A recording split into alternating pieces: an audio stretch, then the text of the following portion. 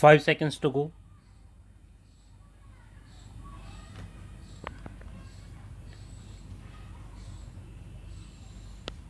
Start. Mr. Deputy Speaker, sir, I am very grateful to the honorable members who have made their observations on the budget while taking the opportunity of making a few observations on it. Nobody can claim that this is a budget where there is no deficiency, that this is an embodiment of perfection, and it has been possible for us to do whatever is needed for the betterment of the economic situation in the country.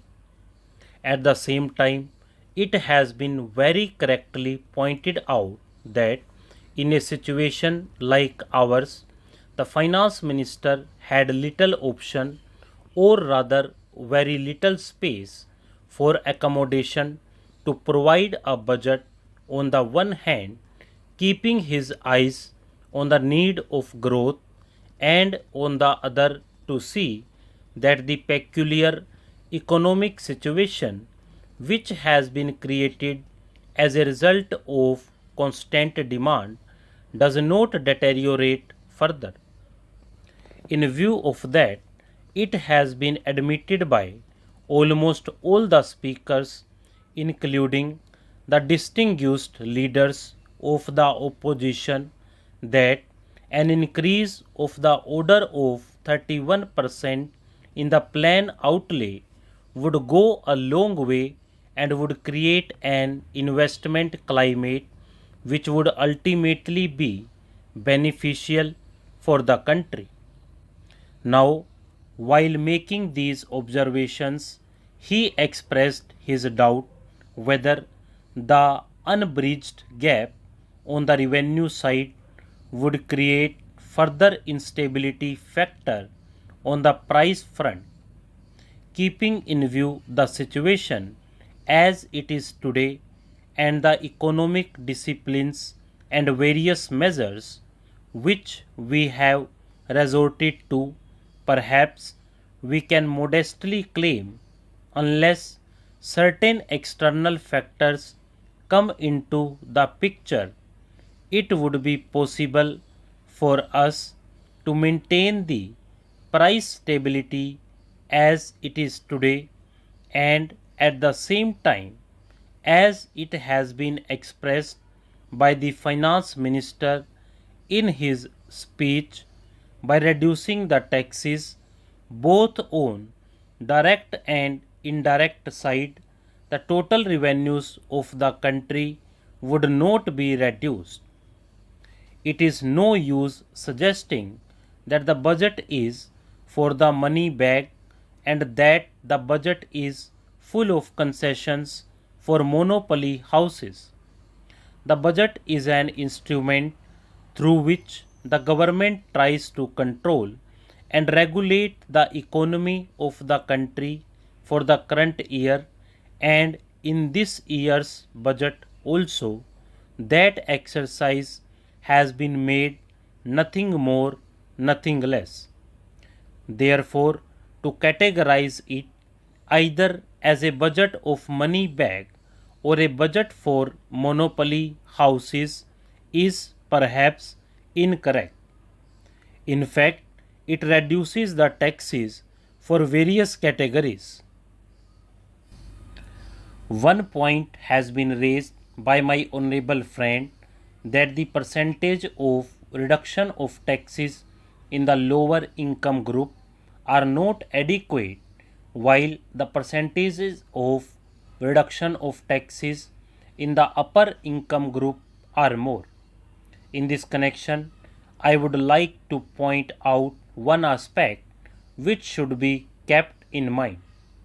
If we come to a conclusion that taxation is the only instrument of doing away economic disparity, perhaps it would not be correct.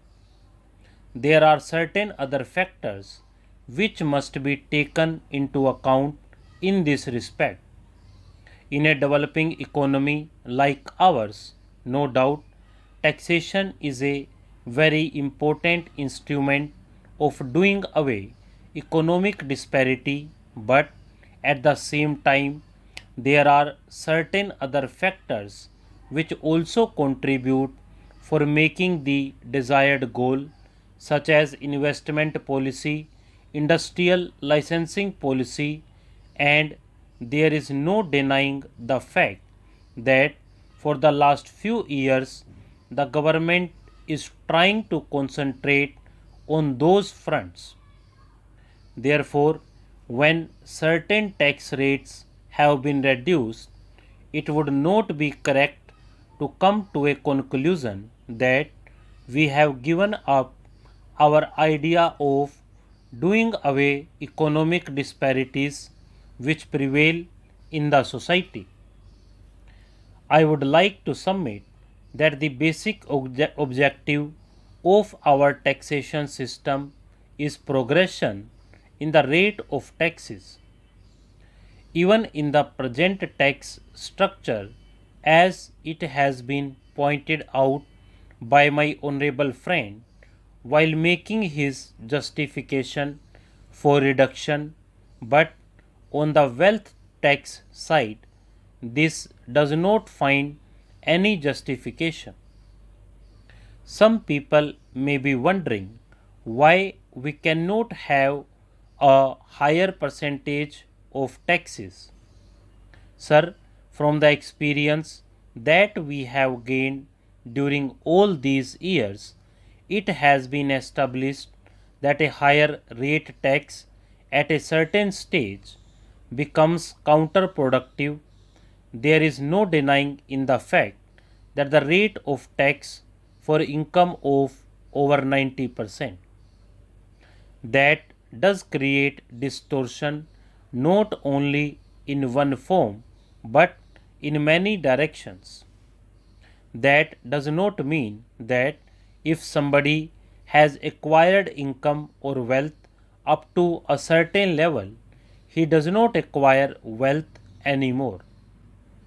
But what happens is that he does acquire wealth, but that wealth or income is not brought into the books, as a result of which all such vulgar expenditure is going on. There is no denial of the fact that the operation of black money, which went on and which is still going on in the country, is the product to some extent of a system like this. Therefore, to ensure that we do not have increase in black money, the rates of direct taxes should go down. Stop.